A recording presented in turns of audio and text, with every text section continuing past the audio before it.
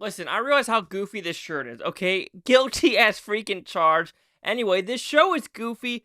Okay, it's not Donald, but goofy. Anyway, I have no idea what I'm talking about, but I do love me some K-drama slash comedy, and the trauma code, Heroes on Call, is one of them. Did I like season 1? Let's find out.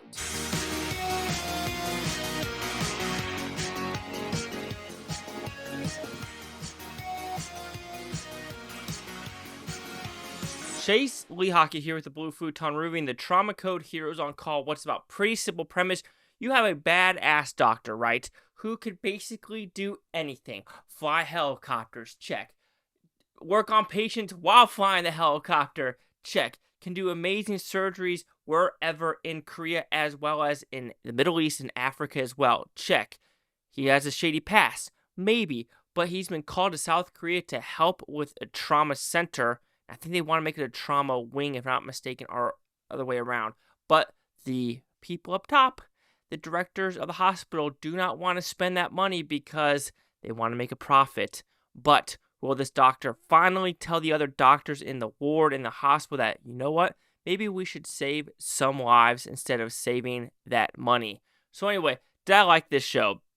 Are you looking for a ridiculous, bombastic, just show that it feels kind of realistic? I'm just going to say feel, as a person who doesn't do surgeries, but also like, nah fam, that ain't real at all type of show. This is for you.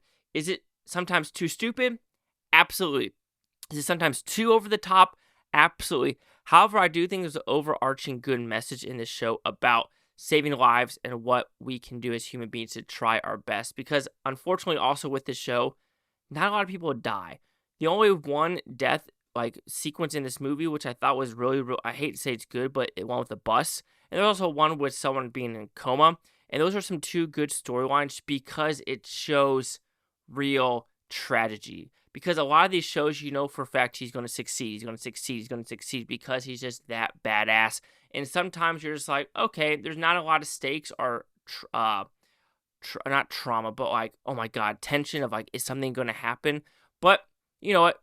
Sometimes I could just get rid of that, negativity because it is funny. It has a good message, and I think it's acted extremely well. And I think the last two episodes where it does go to a different country really does succeed in telling his past of the Black Wings and how people do combat or triage nursing or doctoring in the Middle East. As my mom, she was, in Afghanistan and Iraq 5 times doing nursing stuff, and I know she's seen some stuff that, she's done because, warfare shit like that is horrible. I was a pharmacy tech and I was going to go over and I had to look at some pictures, just pictures. And also being a pharmacy tech, I had to go into operating rooms and people were doing back surgeries while fixing the Pyxis machines.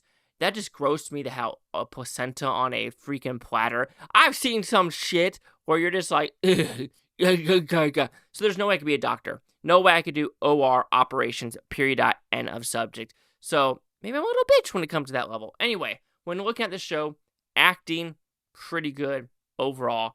I really like the gangster anus. Like I said, there are funny things in the show.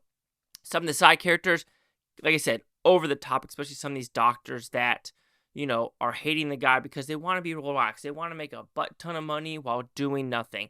I think the best character is the anesthesiologist. Him, I was like rooting for him the whole time. Like just his cool, calm demeanor. I really liked him as a character, and he's the one I was voting for. And if there's a season 2, I truly hope they expand his character tenfold because I'm fascinated by where that character arc can go. Of course, there is some politicalness to this movie about helicopters and, spending money. And that is where this healthcare debate can get a little bit iffy because people say universal healthcare, universal healthcare. No, I'm a hard pass for that. You might be asking, Chase, don't you want everyone to be healthy? The problem is people don't want to be healthy. Why should I, as a taxpayer, pay someone who forcefully eats and all they eat is Cheetos, Doritos, Mountain Dew, drink alcohol, smoke pot, do drugs, and then, but me, I've never had an operation.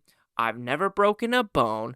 I've never been to, the only time I've been to the ER is because I know shit had a basketball accident where I did something with my leg about a muscle.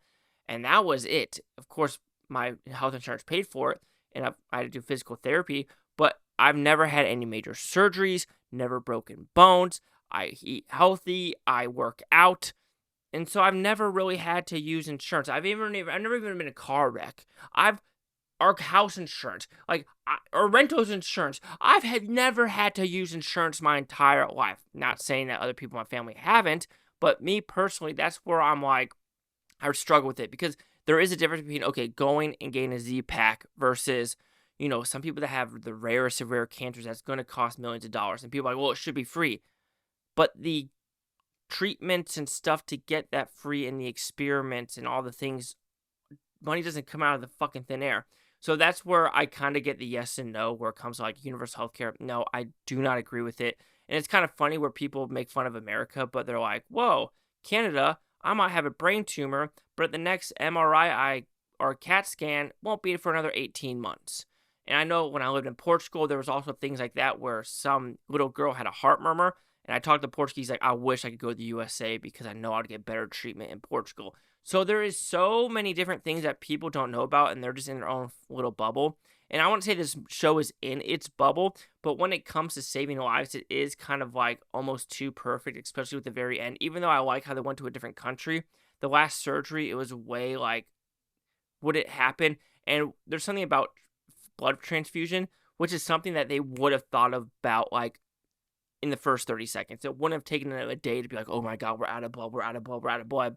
No, it would have been something that they would have thought about in the first 30 seconds. So, like I said, it felt like some believability with doing some surgeries, but then some situations this show puts you in, you're like, that is not believable on any freaking level. But like I said, I think the message is good enough. I think the acting is good enough. I think I had enough time laughing at this show. Like I said, there were some dilemmas in this movie about not feeling tension sometimes, or not feeling stakes were on the line, because I mean, yes, we know this bad guy is badass through in and throughout, but you got to give me some like depravity to make me think like maybe he does have a crack in his armor, and I never really saw that. So the trauma code Heroes on Call will receive a 4 out of 5 with Futon, which equals at 80%. We'll see the critics' news scores gave this one. So critics, we are having a trace of them. Audience score 98% over 50. The critics are giving a negative, positive.